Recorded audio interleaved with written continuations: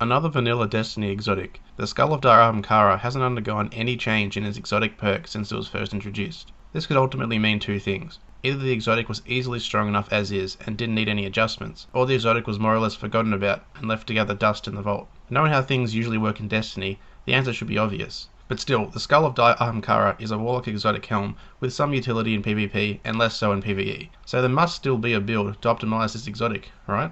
As always, let's start by looking at the perks. Much like the insurmountable SKULLFORT, the Skull of Ahamkara cannot re-roll the two main perks, so you'll have to settle with hands-on, granting bonus super energy on a melee kill, and invigoration, granting bonus melee energy on an orb pickup. Using glass needles will not change these perks, but may give you other options like heavy lifting or second thoughts for the alternate perk, and will of course reset your intellect discipline and strength configuration. So what do these perks mean? Well, it would suggest that this Warlock helmet is tuned to a melee build, given that the perks hands-on and invigoration both point towards melee. But if you look at the exotic perks, melee doesn't really play an important role in this helmet. The exotic perk grants you increased armor while casting your Nova Bomb, and improves your energy drain. Translated, this equates to you taking very little damage while using your super, and you will get the Voidwalker skill tree node, the Hunger, for free. So the exotic perk suggests that this exotic revolves more around your super and grenade, hence energy drain. I know that your melee can trigger energy drain just like your super and grenade, but typically you would use your grenade to recharge another grenade, and only use your melee to trigger energy drain if you whiffed the grenade throw or something.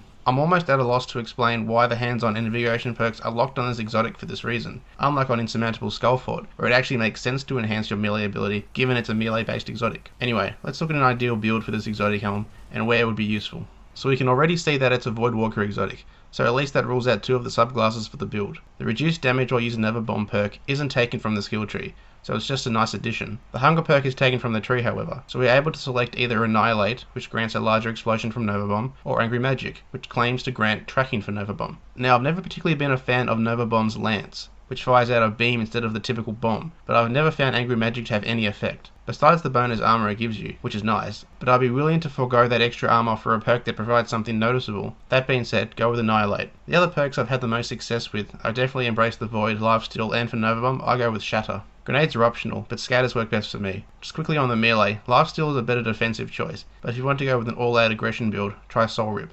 Okay, so now that we've got the build, where would it be useful? Well, Energy Drain is always a great perk to have on a Voidwalker, in both PvE and PvP, but the extra armor during Nova Bomb definitely feels like a PvP perk. But is it really worth having an exotic just for that? I mean, I would normally select the Hunger in my skill tree anyway, and the fact that Embrace the Void gives you health back from a super kill, it definitely seems situational at best. Not to mention, the recently released Ophidian aspects also have energy drain by default, but they also have increased weapon handling and reload speeds across all weapon classes. That feels like a far more dynamic and practical bonus than just being a bit stronger while using Nova Bomb. And how much stronger does it actually make you? You'll still die to a golden gun shot with or without the helmet. They don't even need to be using Deadeye for their golden gun to kill you. It's pretty much just like a weaker version of the Striker Titan's Unstoppable perk, without the bonus armor stat, but I still find myself dying mid-super with that on anyway.